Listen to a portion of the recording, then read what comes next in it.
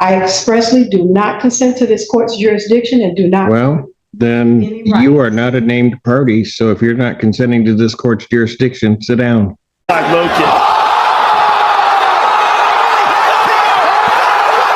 Oh, You can go because you're not a named party. I have a lease. You are not a named party on this. You may have a lease with someone else, and No, then I have you a can lease go with- challenge it. With who? With Whitlow. Miss Then Whitlow. you need to go against Miss Whitlow. Pardon me? Then you may need to go against Miss Whitlow. But if you're not consenting to the jurisdiction of this court, you might as well just sit down. You are not a named party. I do not have to hear from you. This courtroom is about to explode. $1 million mansion, a web of bankruptcies, multiple parties claiming residency, and a judge who's had enough of legal acrobatics. You're watching Trial Truth, and today's case is unlike anything you've seen. At the center, BMC REO LLC, the rightful property owners, and on the other side, a woman claiming occupancy rights, a missing buyer who defaulted within a year, and what the bankruptcy court itself labeled a scheme to delay, hinder, and defraud. Judge Simpson is not playing games. You'll see him cut through the noise, call out contradictions, and hold people accountable, fast. From defiance in the courtroom to legal jargon being weaponized, this case shows how real estate battles can spiral into chaos. Stay tuned because the drama, the law, and the tension only escalate. And trust me, this ending, you won't believe it. Good morning, Your Honor. Good morning, sir. Morning, Your Honor. Good morning. State your appearance, please. All right. Ian Redmond, P70599, on behalf of the plaintiff. And your name, ma'am? Doshia Banks Occupant. Pardon? Doshia Banks Occupant. Doshia Banks Occupant, Your Honor. Okay. So you're not Miss Whitlow? No. So what is your position in this case as you see it? If I may, Your Honor. Here comes the first major twist. M. Banks, who is not one of the named defendants, steps in to claim occupancy of the property. But instead of just stating her position, her background gets exposed almost immediately. The attorney drops a bomb. She not only listed the property in a bankruptcy case, but that filing has already been deemed part of a fraudulent scheme by a bankruptcy judge. That's serious.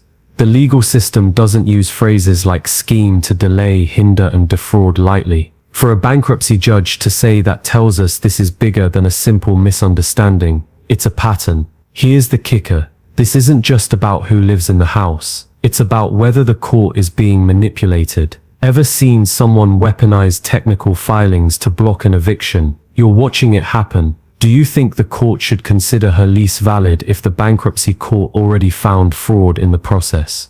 Okay, good. Go ahead. Ms. Banks claims to be an occupant of the property. She filed a bankruptcy case listing the property as hers. The bankruptcy stay was lifted, which gave rise to our motion to reopen the case. The order lifting stay I would like to present to the court because it has some interesting language in it, Your Honor, which includes, it is further ordered that the bankruptcy court finding this filing of this petition was part of a scheme to delay, hinder, and defraud BMC REO LLC.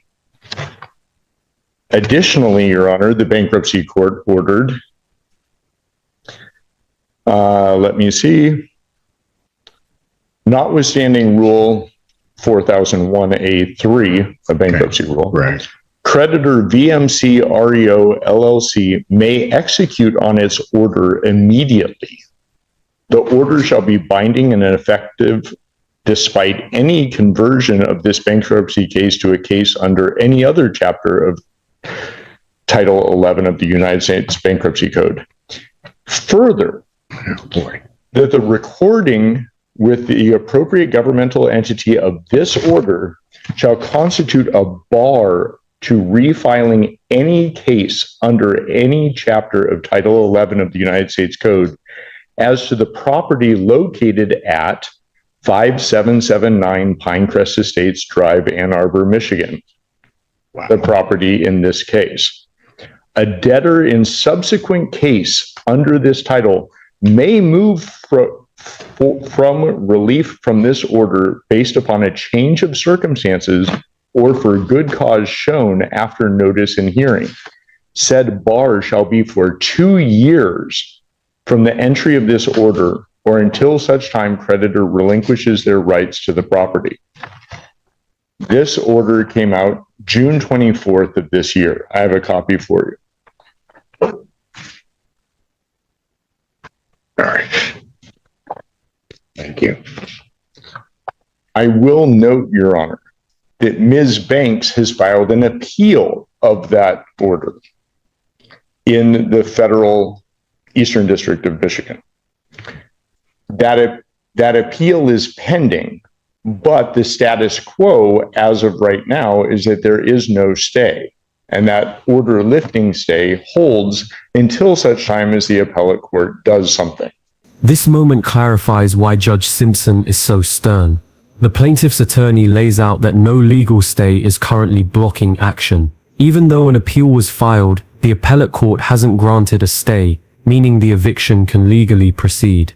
It's a key legal point. Filing an appeal doesn't freeze the situation unless a court issues a stay. No stay equals sign game on. So when Banks tries to delay, it falls flat. This is where legal knowledge meets courtroom urgency. BMC has been locked out of its $1 million property for a year, and they want relief, fast. That urgency will drive the judge's later decision. And when the judge mentions the possibility of an escrow or bond, he's saying, if you're going to delay, put your money where your mouth is. Would you agree with a $10,000 bond per month to stay in a $1 million home? Stick around, it gets bumped even higher. Additionally, Your Honor. Yes, go ahead. Additionally, Your Honor, there is no stay from the appellate court. They have not issued a stay, and in fact, it would be appropriate that there would be a bond placed or an escrow order of some sort, because BMC has been the owner of this property for the past year and does not have access to it. Additionally, Your Honor, There's more. Go ahead. there's a lot going on. Yeah. Additionally, Your Honor, Ms. Whitlow, who, as far as I know, actually exists, but I don't have any evidence to that effect,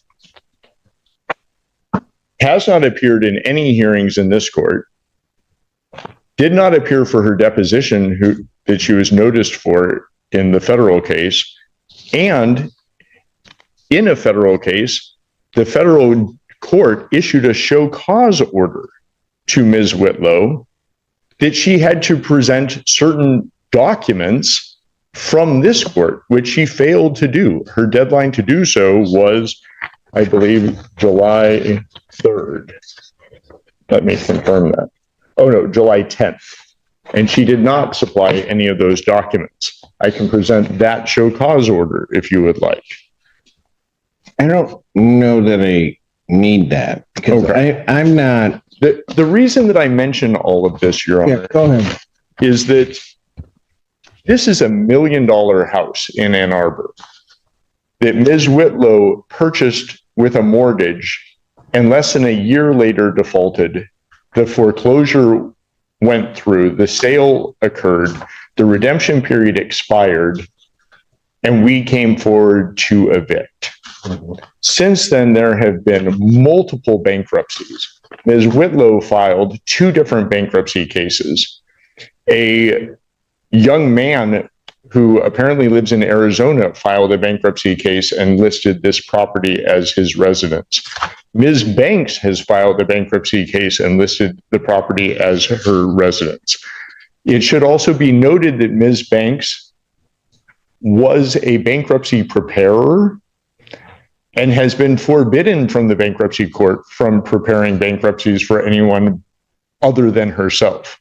This right here is where the courtroom's tone shifts dramatically. Judge Simpson hears that Miss Banks, the very person arguing for her occupancy, was previously forbidden by the bankruptcy court from preparing bankruptcies for anyone other than herself. That's not a small footnote. In plain English, she got caught playing legal games before, and now her current filing is part of what the judge sees as a pattern of manipulation. The court has to weigh credibility. When someone comes in with a history of abusing the system, they don't get the benefit of the doubt. This is no longer about sympathy. It's about protecting the legal process. Judge Simpson is starting to see this case less like a housing dispute and more like a fraud pipeline. It's clear now, we're not watching a tenant fight for fairness. We're watching a judge try to shut down the chaos. The order lifting the automatic stay talks about that scheme of fraud. I list all of these things to show that the scheme continues. And that's why we would like to reopen this case, because there is no stay in place. We would like to move forward with an immediate eviction, at most an 11-day vacate. And if for some reason that would not be amenable to the court, we would ask for an escrow order or a bond. On $1 million property, I think it would be reasonable that $10,000 a month rent would be reasonable. Right. Thank you. Ma'am, Yes, Your Honor? what do you want to tell the court? This next moment is pure theater. Miss Banks gets her chance to speak, and she walks right into a storm. Watch how Judge Simpson reacts when she tries to claim the court has no jurisdiction after already engaging with the proceedings. That's like telling the referee you don't recognize the game rules after you've already played half the match. Her backpedaling is almost immediate.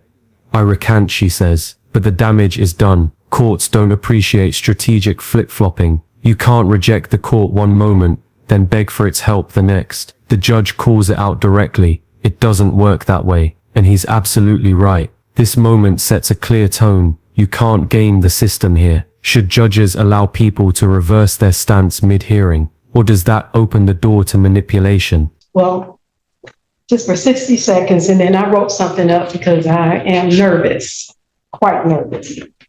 But I, Doshia Banks, is respectfully appear specially and conditionally for the sole purpose of protecting federally vested occupancy rights and opposing unlawful state action. I expressly do not consent to this court's jurisdiction and do not. Well, then you are not a named party. So if you're not consenting to this court's jurisdiction, sit down.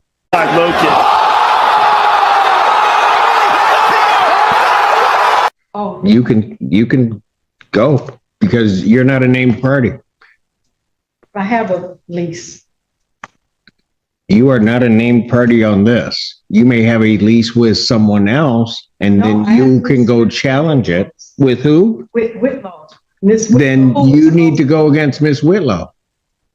Pardon me? Then you may need to go against Miss Whitlow. But if you're not consenting to the jurisdiction of this court, you might as well just sit down. You are not a named party. I do not have to hear from you. Oh, I see. So I need to, I don't know what you need to do, but well, let me respond. to what? You're not consenting to the jurisdiction of this court. Why am I hearing from you? I'm recanting You're recanting what? what I just stated. Which part? The part that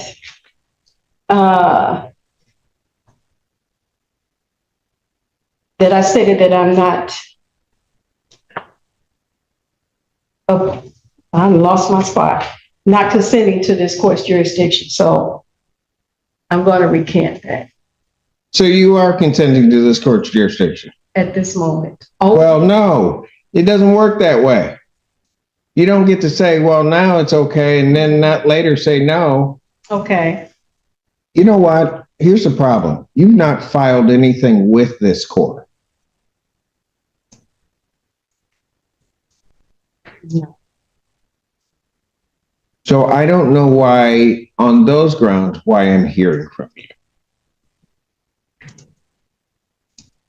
Okay.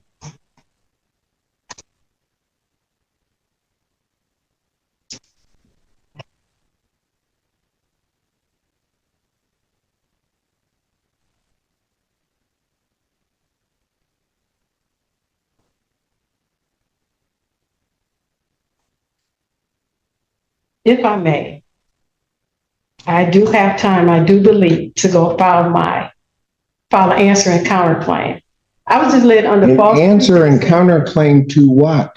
to their complaint for eviction.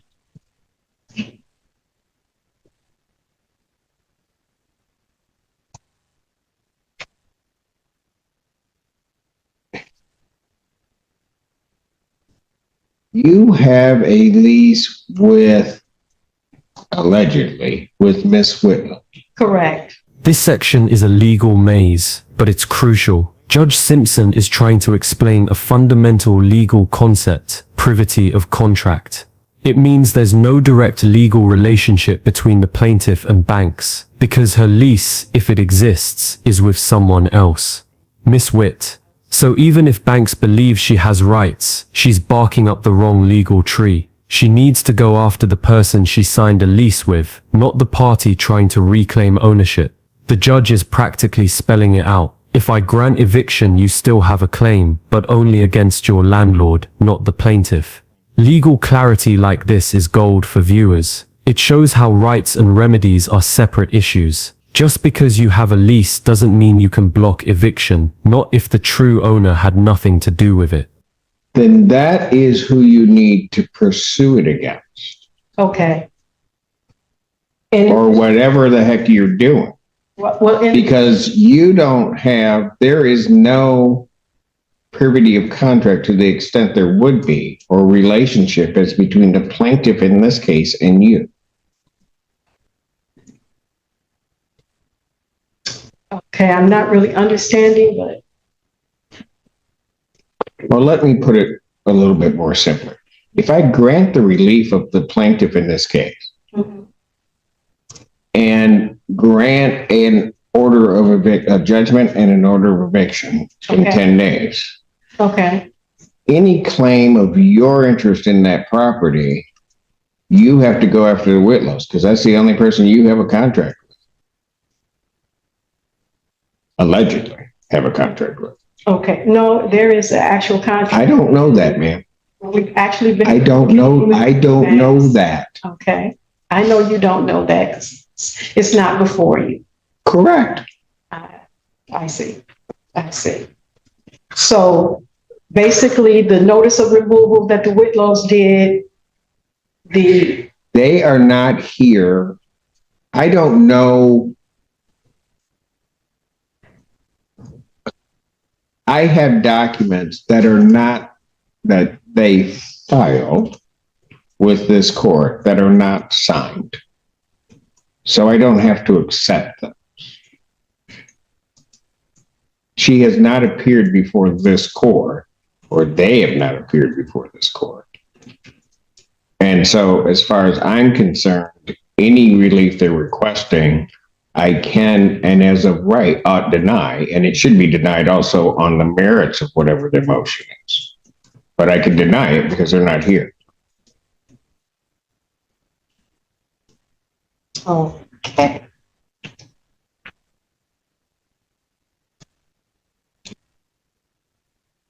Again,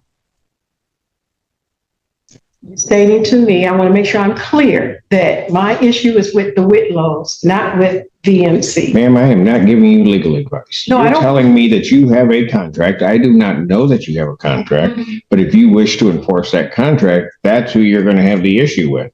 You're not going to have the issue with the plaintiff in this case because they have right to own the property. Okay. All right, Your Honor, I will speak with the Whitlows that I have finally got an understanding of everything. And I will speak with plaintiff's attorney as well and continue to communicate with Remax, who has came by the house several times. All right. Based upon the representation of counsel, I'm going to grant their motion to reopen this case. I'm going to issue a judgment in the plaintiff's favor for possession with a writ to issue 10 days of by signing.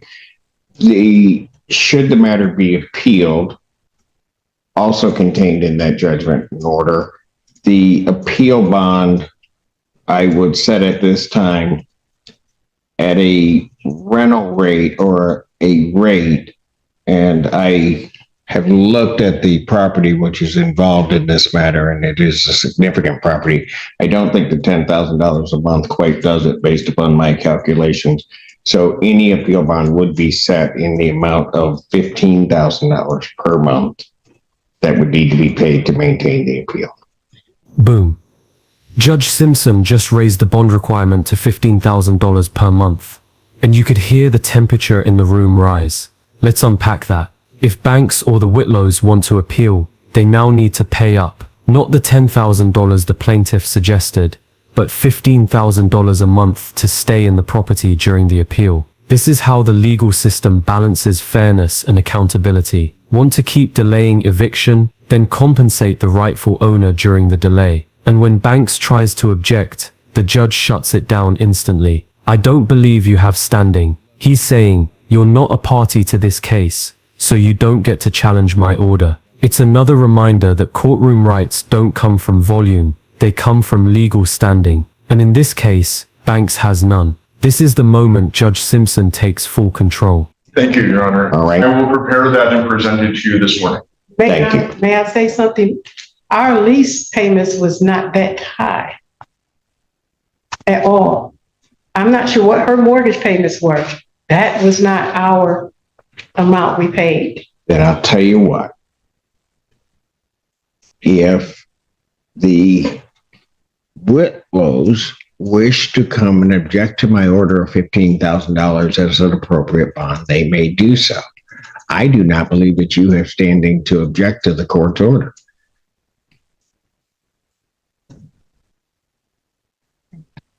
Thank you. Thank you, Your Honor. Thank you. I know, you didn't write anything. We'll await. I did. Oh, No. no, I don't think so. I don't know if Mr. Fink is ready on. Mr. Fink, are you ready? But hold on. I'm going to take about a 10-minute break because my head is hurting right this minute. Well, it's not hurting. I mean, I could go on, but I need about 10 minutes after that. Thank you, Your Honor. Courts. And that's where it ends. But the ripples of this ruling are going to last. Judge Simpson saw through the fog, cut to the heart of the matter, and made it clear the court is not a playground for fraud or confusion. He reopened the case, granted possession to BMC REO LLC, and dropped a massive $15,000 a month bond hammer on any would-be appellants. His message was clear: the court will not tolerate delay tactics, and legal consequences will come fast and heavy for anyone who abuses the system. This wasn't just about one house, it was about protecting the integrity of the legal process. If you're not a named party, if you haven't filed properly, if you're using bankruptcies to delay justice, you're not going to like Judge Simpson's courtroom. If you found this case as shocking as we did, make sure to hit that like button, share your thoughts in the comments, and don't forget to subscribe for more jaw-dropping courtroom breakdowns.